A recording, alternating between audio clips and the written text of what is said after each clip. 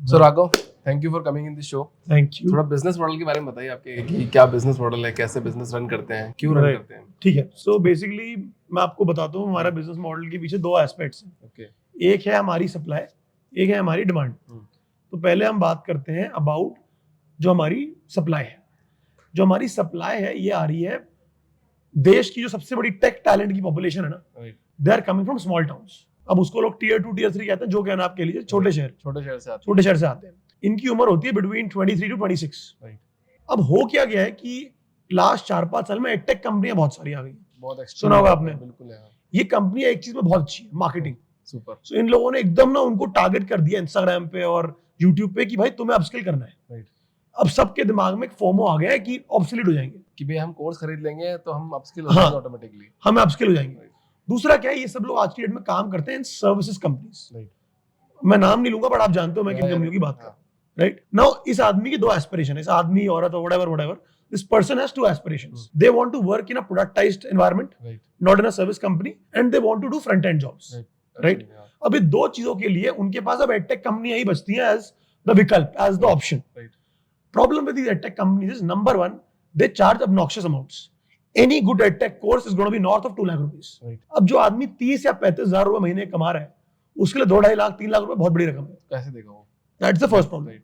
Second problem is ये edtech company expect करती हैं that person will do balance his job also and balance the training also together. 9 to 5 job करेगा, 5:30 घर आएगा, 5:30 से 6:30 खाना बनाएगा, 6:30 से 7:30 खाना खाएगा, 7:30 से 8:30 खाना खा के घर साफ करेगा, 9 बजे बैठ के लैपटॉप खोलेगा पढ़ने के लिए। that sounds obnoxious. And जो ये तो वही सीन हो गया ना कि मतलब कोविड में जब अपन थे तो हमारे बच्चों को हम पहले तो पढ़ा रहे थे, फिर अब जब स्कूल खुलेगी तो स्कूल 4 बजे तक तो स्कूल चलती है, 5 बजे वो 1 घंटा रेस्ट करता है, फिर 6 बजे कोचिंग भी करेगा, फिर ट्यूशन भी करेगा, फिर लैपटॉप भी देखेगा। और वो तो तब भी इतना फास्ट पेस नहीं है। कॉर्पोरेट में तो आपको पैसा कोई देता है ना, तो they expect more out of you. You know what I mean. Mentally also it's a bit traumatic. Balance करना भी मुश्किल हो गया। तो पहली प्रॉब्लम हुई पैसा नहीं है। दूसरी प्रॉब्लम हुई कि जॉब छोड़ नहीं सकते, बिकॉज जॉब छोड़ दी तो who will pay my bills, और अगर जॉब में रहे तो ढंग से पढ़ नहीं पाएंगे। तो ये दो प्रॉब्लम हमें समझ आई। तो हमें लगा कि जो टैलेंट है इस देश के छोटे शहरों वाला, they need someone to invest in them. And invest का मतलब एक तो है फ्री ट्रेनिंग देना, दूसरा ये भी है कि पैसे देना वाइल ट्रेनिंग देम। ट्रेनिंग भी करेगा और पैसे भी देने पड़ेंगे। ये जो ट्रेनिंग है ना, it's not like a conventional training. It's like कि जब आप एबीसीडी पढ़ते हो तो आपको फुल फोकस में सिर्फ एबीसीडी ही पढ़नी होती है। आप 6 चीजें नहीं कर सकते साइड में, कि डांस भी सीख लिया, ये भी कर लिया। आपको एक ही चीज करनी है। Right? So we realise in this we have to create a model in which we pay people money while we train them. So ये हमें एक मोटे तौर पे बात समझ आई। ये सप्लाई साइड से। अब डिमांड में क्या हुआ कि आउटसोर्सिंग, इंडिया आप जानते हो कि इंडिया में आउटसोर्सिंग बहुत होती है। आउटसोर्सिंग का मतलब ये होता है कि कोई अमेरिकन कंपनी, कोई इंटरनेशनल कंपनी अपनी जॉब इंडिया में ला रही है और 1/5 कॉस्ट पे कराने के लिए तैयार है। अब वो 1/5 पे कराए, 1/4 पे कराए, उनको इतना फर्क नहीं पड़ता। हमें जो बात समझ आई, so what we realize was that these Fortune 500 companies, they are willing to pay a bit of premium also if they get the right talent. Right. Because उनको लोग नहीं मिल रहे, especially analytics के अंदर, जो new age skills हैं। तो हमने एक मॉडल बनाया। What we do is we hire people from small towns, not on the basis of what they know, but what they can know. मतलब जो वो आज कर रहा है ना, मैं उसके बेस पे हायर नहीं करता उसको। हमने अपना खुद का प्रोप्राइटरी सिस्टम बनाया जहां पे हम पोटेंशियल समझते हैं टैलेंट का। हमने पोटेंशियल के बेसिस पे उनको हायर किया।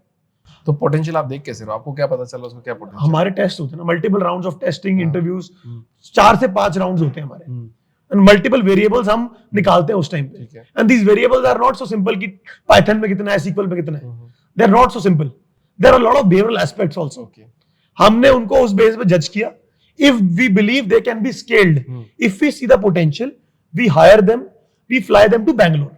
नाउ जब ये बैंगलोर में आ गए, हम इनको 2 महीने ट्रेनिंग कराते हैं। जब हम इनको ट्रेन करा रहे हैं, हम इनको सैलरीज दे रहे हैं, whatever salaries they were earning in the previous job. Again we have a range, but जो भी सर्विसेज कंपनी सैलरी देती हैं, 2 से 3 साल के एक्सपीरियंस के आदमी को या आदमी औरत को 1 to 3 years of experience, that individual, we match that salary। 2 महीने हमने इनको ट्रेन किया, हमने इनको सैलरी दी। अब हमें एक नई प्रॉब्लम क्या समझ आई कि ये नए शहर में आए, रहेंगे कहां पे, खाएंगे कैसे? So we even give them free food, free accommodation 2 महीने। Now while we are training them, जो हमारे क्लाइंट पार्टनर्स थे, Fortune 500 कंपनियां, उनको प्रॉब्लम थी मार्केट में जेनेरिक लोग अवेलेबल है। हमने क्लाइंट को क्या बोला, आप हमें अपनी बिजनेस प्रॉब्लम समझाओ। हमने आपको बिजनेस किस- प्रॉब्लम समझी, आपको किस तरह की हमने मदद की? स्किल सेट्स को ब्रेक किया। एंड स्किल सेट्स ऐसे नहीं कि पाइथन आता है, सीक्वल आता है, बिग डेटा आता है। पाइथन सीक्वल के अंदर कौन से स्किल्स, कौन से टूल्स, कौन सा domain, heavy level of flavouring, heavy level of customisation, हमने उस बंदे को, उस बंदी को वो चीज पढ़ाई। Right now once that person is ready, client interview करता है। If the client likes the person, they get on board as a contractual employee. Contractual पे हायर करते हैं। क्योंकि हमें भी पैसे कमाने हैं ना, Right. हम कैसे पैसे कमाएंगे? Right. Right so now they're on board as a contractual employee. 12 महीने वो हमारे पेरोल पे रहते हैं, क्लाइंट हमें पैसे देते हैं, हम उनको देते हैं। while the training gets done, these guys get a guaranteed hike, and after 12 months we go away, client converts them as a full time employee. अच्छा, वो उन पे क्योंकि ऑटोमेटिक यार हमारा इवेंचुअल गोल है that student, that candidate, they should earn to their potential. Right हमें बीच में that brokerage नहीं करनी, राइट हमें वो अच्छा ही लगता।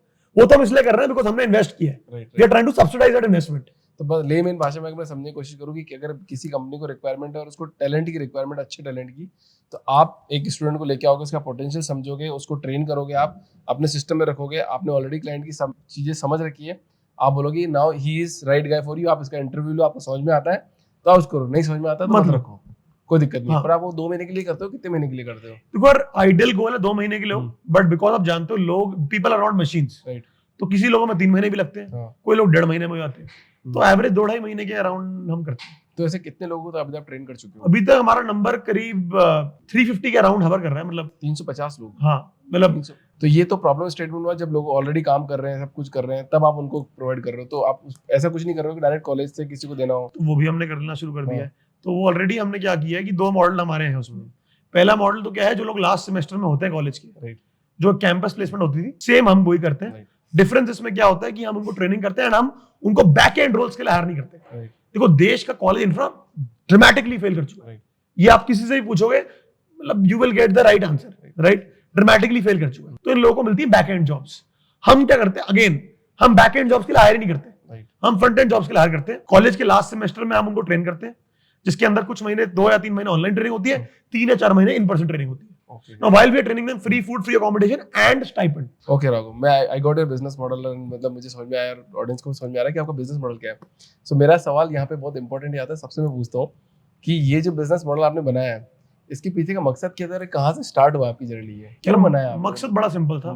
मकसद तो मैं आपको बताऊं, 2 तरीके का मकसद था, राइट? एक मकसद ये था कि I was interning in investment bank. While I was interning there, उस टाइम पे भी कई लोगों से बात हुई, समझ आया कि टेक टैलेंट की शॉर्टेज है मार्केट में। तो पहले थॉट बनी कि वो ट्रेनिंग कंपनी खोल लेते हैं, क्योंकि कंपनी खोलने का ही क्यों आया आपके दिमाग में? मतलब आप क्यों बनना चाहते थे एंटरप्रेन्योर? मेरे को entrepreneurship is in my blood. कैसे, मतलब फैमिली से ही? My family has been in the this space. So आप गोल्डन स्पून के साथ पैदा हुए, इसका मतलब? गोल्डन स्पून कहो आप उसको, हाँ। गोल्डन इनसाइट कहो, whatever you might call it, okay. जो है सो है, राइट? मतलब Right. We have to take one step forward. Okay. So obviously मेरी फैमिली एजुकेशन बिजनेस में रही है 40 साल से। ओके, 40 इयर्स से आप लोग वही हाँ, बिजनेस publishing business यू में- आर डूइंग दिस? नहीं, मैं वही पब्लिशिंग बिजनेस करते थे। हां, publishing education very similar lines. उसकी ये 2 या 3 लेवल ऑफ फॉरवर्ड इंटीग्रेशन है, right. If you think from a broader view point, right? तो उस टाइम पे समझ आई हमें बात कि ट्रेनिंग कंपनी अगर खोलेंगे Right. तो 10 और है मार्केट में, और real problem is not training, problem है एक्सेस की। राइट। प्रॉब्लम है someone to invest in talent, someone to incubate talent. That's why हमारी टैगलाइन है godfather of talent. Right. That everyone needs a godfather in their life. Right. So we aim to be that. तो marketing कैसे करते हैं आप भाई? आप कैसे अपने आप को मार्केट कैसे कर रहे हैं? मार्केटिंग यार हमारी मल्टीपल फ्रंट्स पे होती है। हम्म। ऑब्वियसली सोशल मीडिया तो है ही, Right. बट हमने क्या रियलाइज किया कि मार्केटिंग ऑन ग्राउंड भी बहुत करनी पड़ेगी। मार्केटिंग गुरिल्ला तरीके से बहुत करनी पड़ेगी, जहां पे आपको पहुंचना पड़ेगा to those towns, to those companies. So a lot of these companies, I name them, Yeah. they have campuses in small towns. Right. We go to those campuses. तो पहले आपको कंपनीज को टारगेट करना है या फिर पहले आपको बच्चों को टारगेट करना है? दोनों साइमल्टेनियसली? मुझे जब बच्चों को भी टारगेट करना है ना, तो जिन कंपनियों में काम कर रहे हैं मैं उनको टारगेट करता हूँ। राइट। तो अभी क्या लाइफ में एम है, मतलब 350 अभी आपने की, अभी आप कितना करना चाहते हो? मतलब यार मैं आपको एक सिंपल सी बात बोलता हूँ, राइट, कि इंडिया के अंदर साल के करीब 15 लाख ग्रेजुएट्स होते हैं, तो मार्केट तो 15 लाख लोगों की हर साल वैसे ही है, एब्सोल्युटली। और एडिशनल 30-40 लाख लोग और वर्कफोर्स में Right. टेक के अंदर। तो अगर आप मेरे से पूछोगे इस तरह कैप टू इट, मुझे लगता है हर आदमी को फ्री अपस्किलिंग मिलनी चाहिए। Right. हर आदमी और Right. इंडिविजुअल को फ्री अपस्किलिंग मिलनी चाहिए। तो मेरे हिसाब से तो सभी को करना चाहिए, but to in a very real term, because हम लोग इन्वेस्ट करते हैं, हम लोगों को बहुत हेवी लेवल ऑफ फिल्ट्रेशन करना पड़ता है, तो it will be one step at a time. Right. मैं ये नहीं कह रहा मैं रातों रात 10x कर लूंगा, बिकॉज Right. वो रात तो रात नहीं हो, मैं possibility आई विल नॉट नहीं do justice to Right. The people who I am committing. Right. तो अभी आप मतलब किस तरह से बिजनेस को देखते हैं कि मतलब हार्ड वर्किंग ज्यादा इंपॉर्टेंट है इसमें, लक फैक्टर मैटर कर रहा है या फिर क्या मैटर कर रहा है? लक फैक्टर तो कोई रोल ही नहीं है कोई रोल नहीं है। इसमें, लक फैक्टर तो कोई रोल ही नहीं है। राइट। इसमें दो चीजें हैं, इट्स अबाउट ऑब्वियसली आपने बोला hard work, it's also about understanding the macro economic situation of this country, of the talent of this country, right. तो आपको थोड़ा पल्स को पकड़ना पड़ेगा टैलेंट की, देश की, वर्ल्ड की। अब मान लो लोग कितने रिसेशन आ रहे हैं, तो रिसेशन आ रहा है, पीपल आर फॉरगेटिंग कि मान लो अगर मेटा ने 12,000 नौकरियां काटी, 11,000, तो ऐसा नहीं था कि 11,000 लोगों का काम नहीं था, राइट, सबके पास काम तो था ना, अब वो इंडिया में ले लेंगे वो नौकरियां। तो मतलब माय लॉजिक इज आपको इंडस्ट्री को समझना पड़ेगा और अपने प्रोडक्ट को, उसके लिए इतना ना ईगोइस्टिक नहीं होना पड़ेगा। प्रॉब्लम स्टेटमेंट के बारे में ईगोइस्टिक हो कि मुझे ये सॉल्व करना है, प्रोडक्ट तो इवॉल्व होगा ही। मेरे को आपसे बात करते हुए ऐसा लग रहा है कि आप बिजनेस ओरिएंटेड बहुत ज्यादा हो, मतलब लाइफ की पर्सपेक्टिव क्या, लाइफ कैसे देखते हो आप? लाइफ क्या देखते हो मतलब लाइफ को मतलब किस तरह से देखते हो? सिर्फ बिजनेस ही है लाइफ या फिर उसके अलावा भी आप और कुछ कर सकते हो? मैं लाइफ को सिंपल तरीके से देखता हूँ, जिस चीज में मेरे को मजा है, जिस चीज में मैं पर्पस ऐड, जिस चीज में मैं वैल्यू ऐड कर सकूं, मुझे वो करनी है। आज की डेट में मेरे को लगता है सबसे ज्यादा वैल्यू एडिशन मैं बिजनेस के थ्रू इस कंट्री में कर सकता हूँ, लोगों के लिए कर सकता हूँ। That's why I am so business focused. हो सकता है 5 साल बाद वो कुछ और हो। आज की डेट में मुझे लगता है because of my energy, the way I am thinking, the team that we have, the opportunity that we have found, business will make me give the most value to my country. तो मैं अभी वो देखता हूँ, but you are right, कल किसने देखा है, हो सकता है कुछ और हो। तो इन्फ्लुएंसर मार्केटिंग का क्या ख्याल है आपके बिजनेस में, या फिर किस तरह से काम कर सकते हैं? इन्फ्लुएंसर मार्केटिंग तो आज आप और मैं कर रहे हैं, भी तो इन्फ्लुएंसर मार्केटिंग ही। तो इन्फ्लुएंसर मार्केटिंग तो हर आदमी, हर औरत, हर इंडिविजुअल करता ही है अपने लेवल पे। और as an entrepreneur also I am sort of becoming an influencer. I'm not saying I am. Don't take it in like I don't want people to say कि मैं क्या समझ रहा हूँ, मैं बिल्कुल भी नहीं हूँ।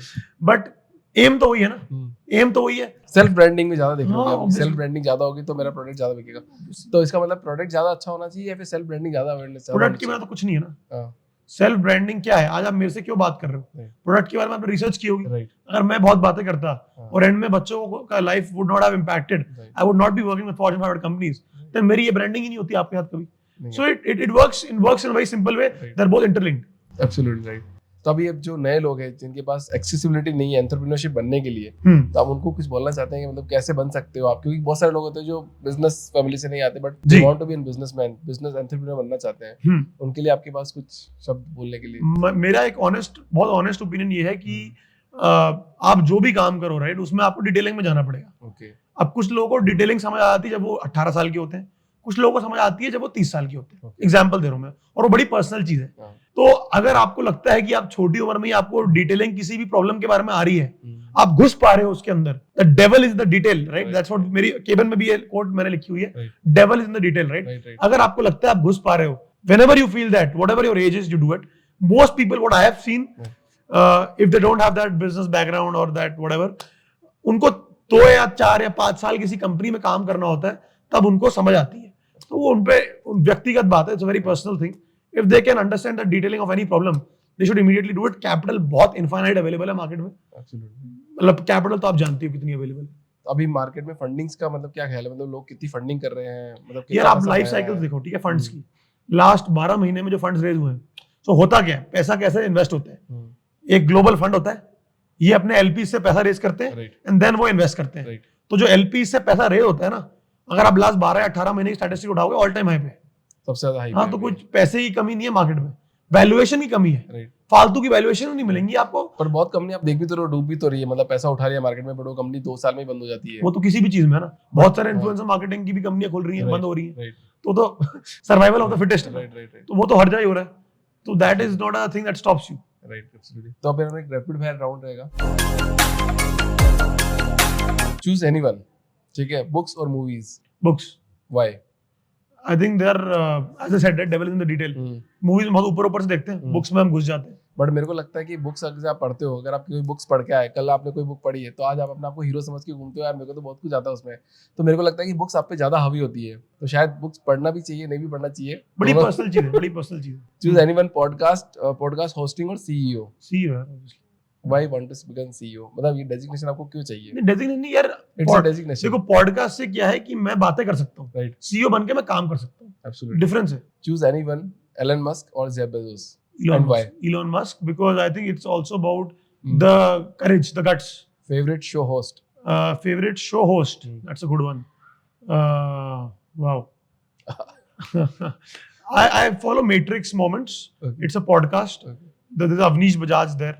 He's the managing partner of Matrix. Yeah. So I love what he does on his show. Your weird habit. Weird habit. Wow.